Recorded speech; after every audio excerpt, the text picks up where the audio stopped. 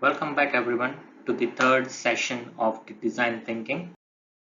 So we are currently learning the design thinking. This is a simple method and we are making it more simpler to understand the design thinking process. So let's do a quick recap. So we had a two session. One is the introductory session and the process session. Second one is the step one of that particular process or the design thinking process. Whoever has not subscribed my channel, please subscribe and look at the design thinking process playlist where you can find the previous two videos. So let's do a quick recap. Design thinking is the problem solving process and it is a human centric approach. Design thinking has four steps. One is chemistry, second physics, third maths, and fourth is biology.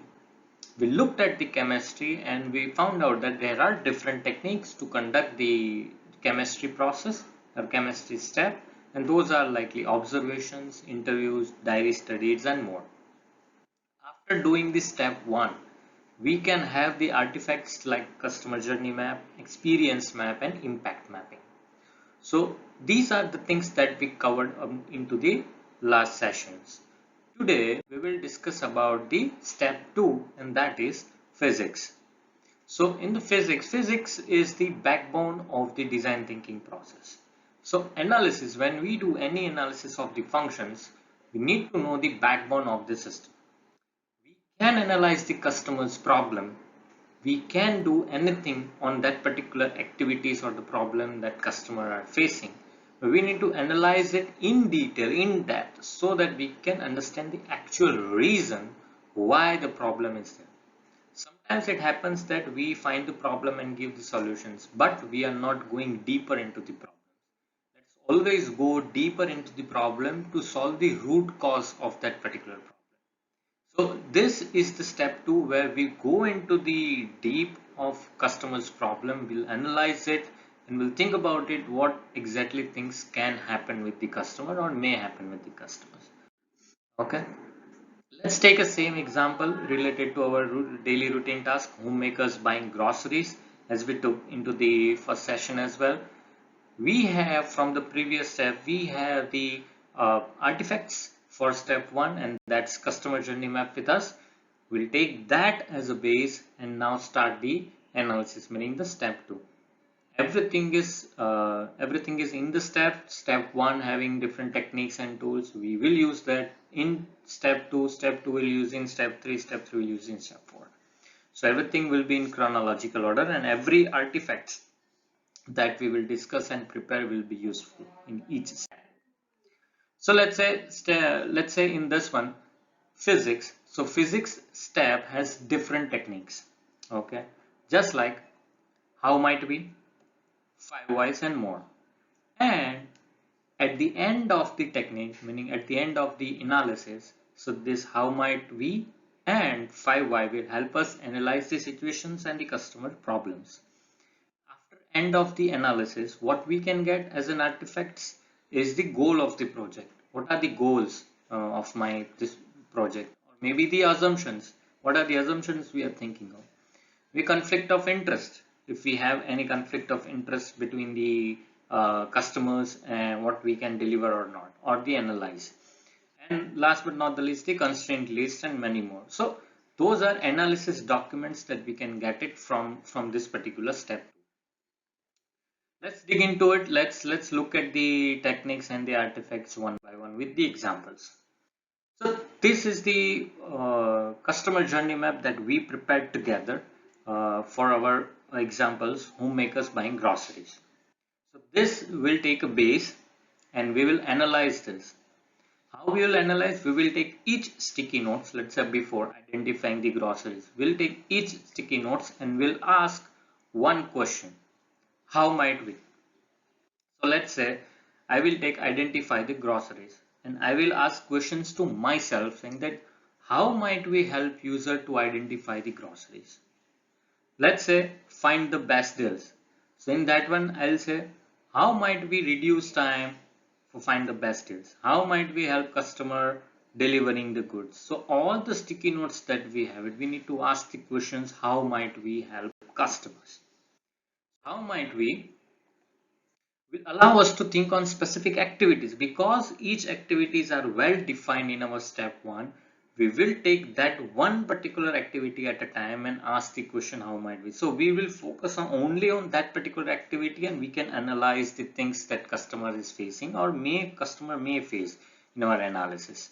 So for all this, we need a relevant skills of doing the analysis and the situation analysis and outcome of this particular process. Let's say I take one sticky note, I ask how might we question. This is, and then we can get the goals of the projects, or maybe some sentences that we just discussed, that how might we reduce time, how might we help customer to identifying the groceries. It is not mandatory that one sticky note will have only one how might we. No, one sticky note have multiple how might we, and all the how might we questions or all the how might we sentences will be our analysis, and we need to think of all this together.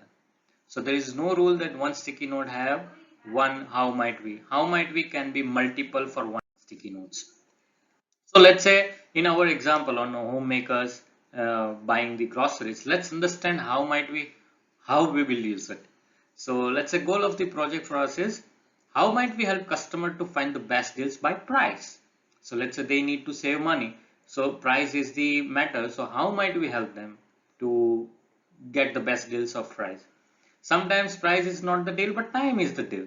How might we reduce the time of the customers to find the best deals from the market? So that also can be our goal of the project. How might we help customer to find out the discount in coupons or the promotions offer so that they can reduce the payment or payment side? So all these things, how might we, in each sticky note, we need to write it down as an analysis. Now you can understand that this is the analysis. So it will take time. It is not a 1 hour, 2 hour or 1 day job. We need to sit. We need to sit with our team, all cross-functional team members, and we need to think about it, each and every sticky note on how might we.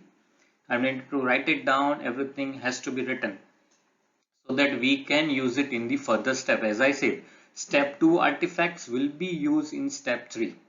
So we have to do it, and much more if you go into the detail, you will get the proper root cause of the problem and you can solve the customer's problem from the root.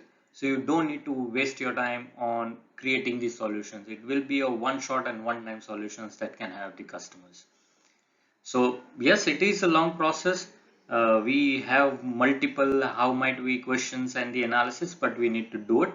And it is actually an interesting thing, because you can, when you can think and you analyze it, you can give a better idea. So you can give proper understanding to the end users as well, that these are the problems also you can face if you are not doing this. So this analysis will definitely help it. It is a bit longer, but it will help immensely in the future. So let's take a second technique. It's 5 why. We looked at the how might we, all the sticky note, we need to ask the question how might we and written down.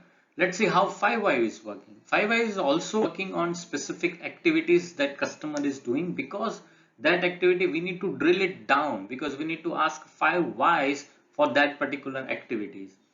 That will give us multiple reasons for why customers are doing that particular activity at that time.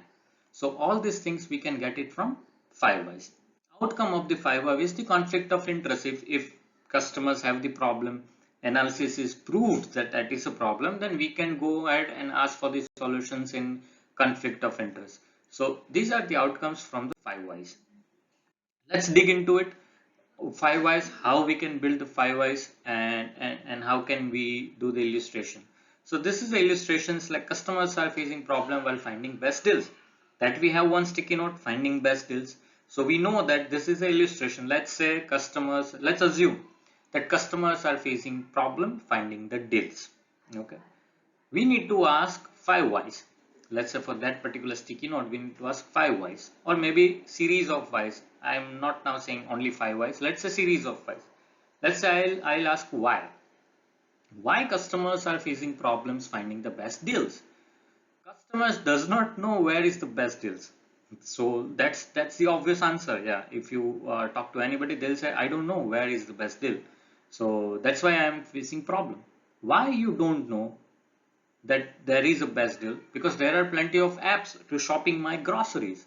So why there are so many apps? Because there are competitions out there, and we need to choose the best out of that, and that will take time. That how to find it. So why you need to take time and why you need to find it? Because customer needs to put in different application the same order and find out where is the price saving or where is the less price. So that's the way we can bifurcate the 5 whys. One pointer where we need to stop in whys. See, look at here. I stopped in 4 whys only. Why? Because when there is a generic thing, general thing, then if there is a thing that cannot be explained, then we have to stop at why. Even if it comes to second step or fifth step, or maybe sometimes 7 whys, 7 steps. When there is a clear definition that we cannot explain it, then we need to stop it. So here I cannot explain that why customers are putting different orders into different apps, because that's the end results. That's nothing else can be done. Why I am doing it, don't know. So that's the reason there are only 4 whys here, but sometimes we can some problems can be 2 whys, some problems can be 7 whys. This is the illustration. These illustrations we need to do it for all the sticky notes. All the sticky notes we need to ask questions why. Identify groceries. Why they are identify groceries. So if we get proper answers, then that's fine. Then there is no problem around it. But if we are looking at this example in the screen, if we are thinking that, oh, this is something, there is a problem, then we can take this particular analysis to our next step. If everything is fine, identify the groceries, if we are asking question why and everything is normal in general, then we don't need to take that one, meaning there is no problem over there. But here, if we think that here is the problem in the screen, that the example we are seeing right now. So after doing how might we, or maybe 5 why, any of the technique or both, okay, somebody will take the both the techniques and find the analysis. We can have full list of goals, can have conflict of interest. Now, as I said, some of the things may not have any problems. Let's say identify the groceries. How many whys we can ask? Only maybe couple or one. Or how might we help? I don't think we can help it in identifying the groceries. Or maybe sometimes some innovators destructive saying that they will take their own inventory, we will build our own inventory and then they can find it. But that's not the current problem that we are discussing. So that's why those things we need to eliminate from our analysis, and we need to choose those which cause the customer problem most. So let's say we need to identify which goals of the project are, maybe we need to solve it or are maybe more impacting to customers. So because impacting to customers, if we are solving it, we will be on the top on the customers list, or customers getting our products and services. We need to get this answer, meaning which goals we need to choose, which conflict of interest we need to resolve in our upcoming steps. So those are all the things have to we have to analyze, we have to select right now, meaning the right away in this step. So let's say, for example, in our examples, homemaker buying groceries, we will take, let's say, one goal. How might we reduce time of the customers finding the best deals? So this goal we will take from this particular analysis or step, and we'll take this forward to the next step, and let's see how the design thinking process works on that particular problem or the goal of this project. It may reveal the solutions, or it may reveal that customer actually facing problem and it is useful, or maybe it will fail that no, customers are not facing any problem finding it. So that all will be discussed in upcoming steps.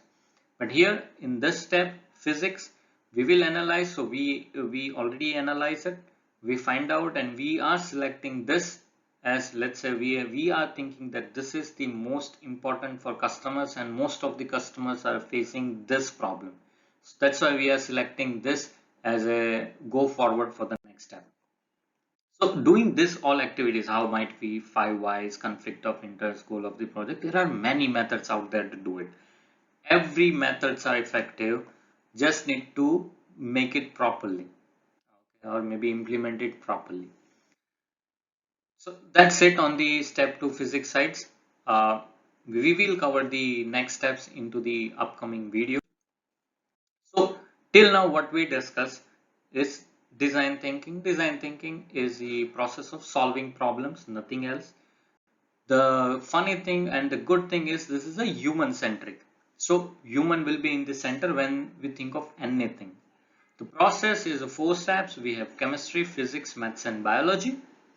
Chemistry have the customer understanding, physics have the analysis, maths have the analyticals, and the biology is the testing. So currently we covered the processes, we covered the chemistry, we covered the physics.